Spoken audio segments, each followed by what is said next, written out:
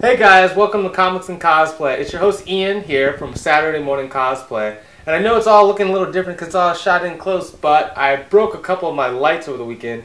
So I'm having to do these short, tight videos for a while. And there's a lot of big issues that I couldn't let pass up, so I figured I'd rather do this and get my thoughts out to you guys rather than waiting before the issue got old. And specifically, I'm talking about the Denise Dorman article that was posted on Bleeding Cool the other day, in which she posed the question as, is cosplay killing the convention scene?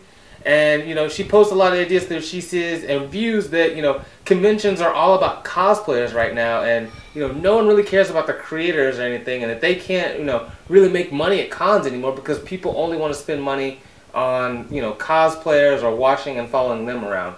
So my discussion about this article is going to be broken up into kind of two parts.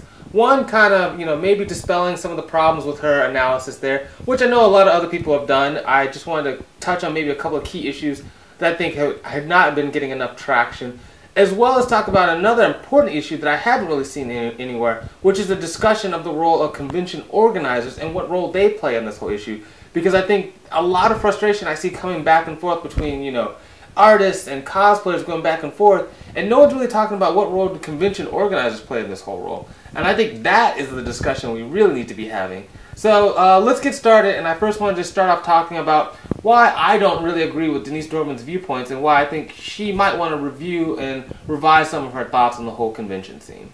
So one of her first problems that she outlines is that she feels that cons are no longer about, merchandise and commerce and selling products, but it really become this masquerade social hangout gathering and not a place for artists to make money anymore.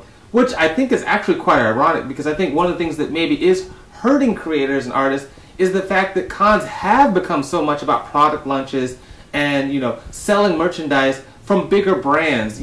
Marvel has this massive booth. You have video game studios, taking up and doing huge product demos. Televisions and movie studios are there, taking up tons of space, and which is driving up the price of, booth space.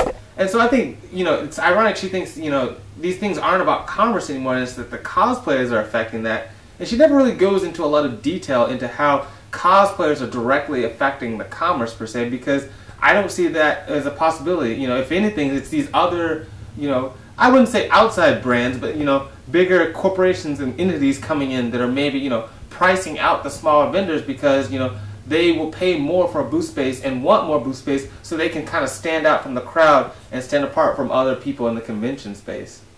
Another part of her logic that I find kind of, funny is the fact that, she talks about people not being there fans for the creators and not caring about the, the creators at all, but cosplayers are the people that care the most, I would say, most likely, about creators and, having a love for their work and what they do. That's the whole reason they put on the costume. And, they're beyond the, the typical fan that might appreciate or enjoy something or just write blog posts. They spend their hard-earned money and time recreating what the artist did and trying to bring it to life as a sign of their appreciation and fandom. So it's funny that, these people are pegged as not being, consumers or having appreciation for the artist, because I would say, if anything, they are the ultimate and super fan.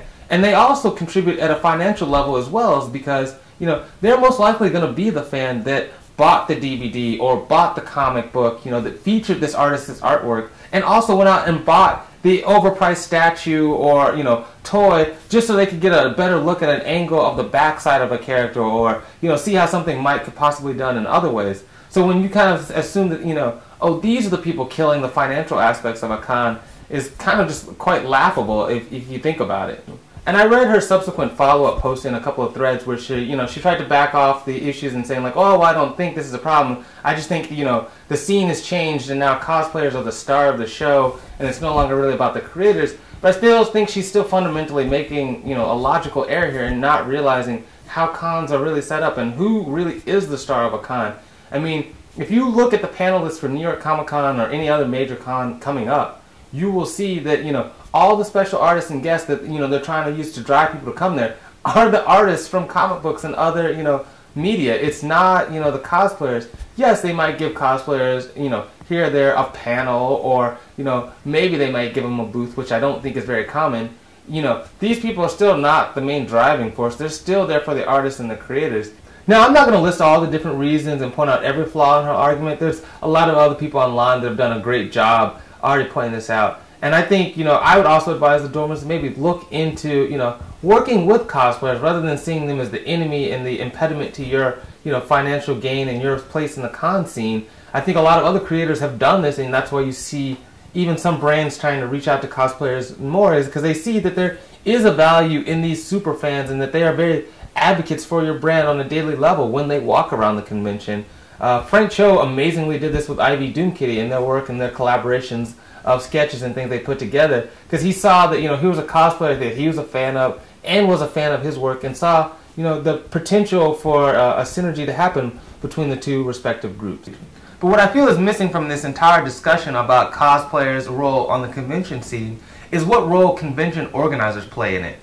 People only talk about them when it's about ticket sales and if you could get tickets or the overcrowding at a con, but no one really talks about their programming and planning for the convention as a whole. I think they could do a lot better work to help foster a better relationship between cosplayers and artists, as well as the overall experience as a whole.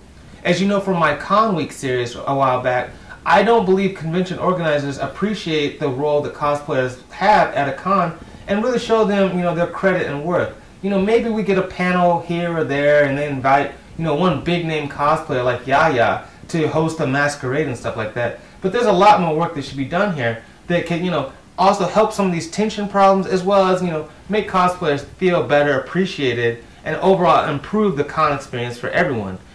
Just like we have an artist alley for artists to, have a separate space from the convention sellers and, merchants, we should have a cosplayer corner where cosplayers can go and, have their picture taken, fans can come there and take pictures with them, and let them have a space for all their selfies and whatever, angers artists like Ms. Dorman points out. I think this could alleviate and, ease some of the, congestion on the con floor. Obviously it's not going to eliminate all people taking pictures on the aisles and things like that, but it would definitely help some of these problems, and that's an easy thing to fix. I think if convention organizers were pressed upon more to, not sell every square inch as a booth or, a table, that, this could be easily incorporated into a lot of conventions. You see it at smaller cons all the time, so why can't the big cons incorporate it as well? So these are just a few of my thoughts. I hope that, this sparks a better discussion and more fans will press upon convention organizers to do a better job of programming the entirety of their con, not just bringing the big names, but, making sure it's a friendly and welcoming space for everyone that attends. Anyway, as always, I want to hear from you guys. What are your thoughts about the Dorman article and the role cosplayers have at conventions? Also, do you think or have any other suggestions that you could think could foster a better relationship between these two groups? Let me know in the comment section down below. Also, don't forget to like and subscribe to our future videos, as we've got a lot of great content coming up leading up to none other than New York Comic Con. As well as make sure you follow me on Twitter at Comics and Cosplay, as I tweet a lot of great progress pictures for my work, as well as a lot of other great cosplayers and news articles. Well, as always, I'm your host Ian from Saturday Morning Cosplay, and I'll see you on the con floor.